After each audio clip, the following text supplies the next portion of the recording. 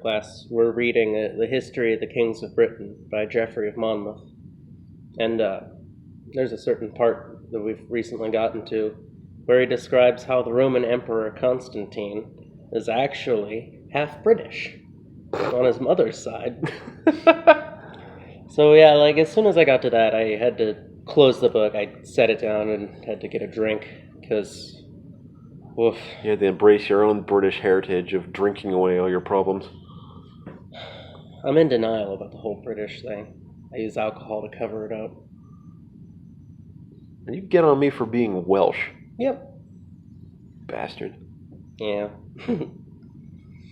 But yeah, so There's no way a Constantine was British. That's Constantine was British. No. I refuse to believe that. Also, the British became Christians before the Roman Empire did. You know,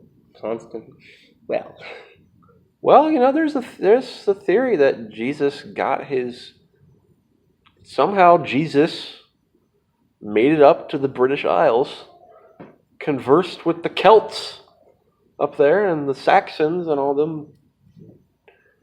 those people, in the land where the sun doesn't shine because it rains every day of the year. Well, I mean, I think that. And then he came back to Israel or whatever, and started speaking his language, his message.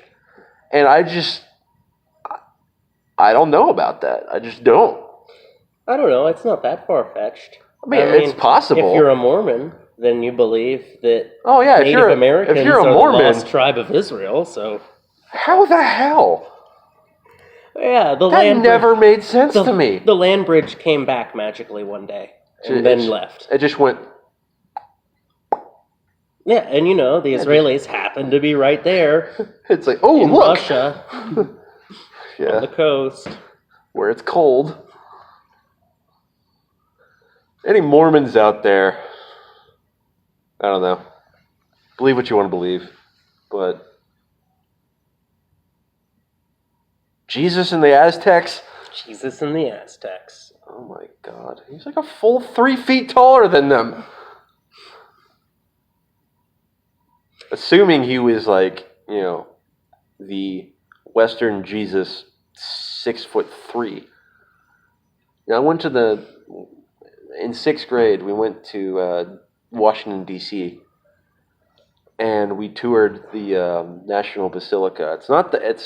It's a different one from the National Cathedral where they have the stained glass window for space with a moon rock in it. Oh, I didn't know. Oh yeah, it's really cool. It's a really cool building. Yeah, they have a whole stained glass window devoted to like space, and in the very center is a moon rock that it wasn't Neil or Buzz Aldrin, it was the other nobody. And apparently he had gone to that church, and so he donated it to it. Anyway, so there's another big church, and they have all these murals everywhere, and there's this big one of Jesus staring down on the congregation floor, and he's white. He's blonde hair and blue-eyed. And Ronald Reagan's giving him a high five. And he's ripped. He's ripped. I mean, I like the idea of a ripped Jesus. I don't want to imagine Jesus as anything else that's not insanely shredded and muscular. But, oh my God, he looked Russian. It wasn't even like German Aryan, like white, blue-eyed, blonde-haired. He was Russian. He had that Russian jawline. It reminds me of something my little brother always says. I died for your sins. There's definitely something to be said about the Judeo-Christian concept of absolute good and absolute evil.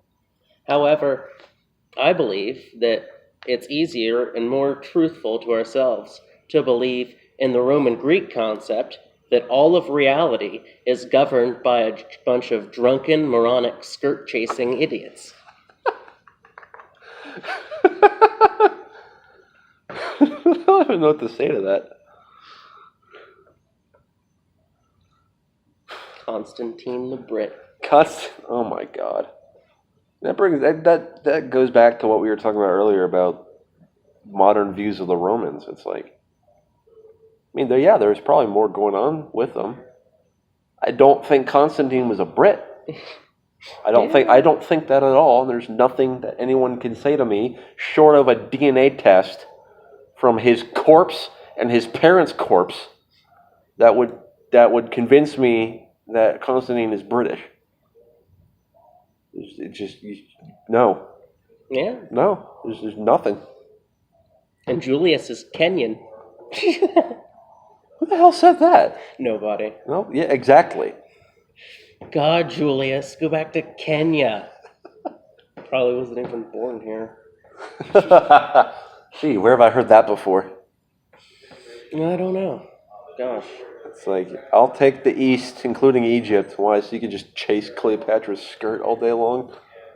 No. No. Ew, people. Yeah. Oh well.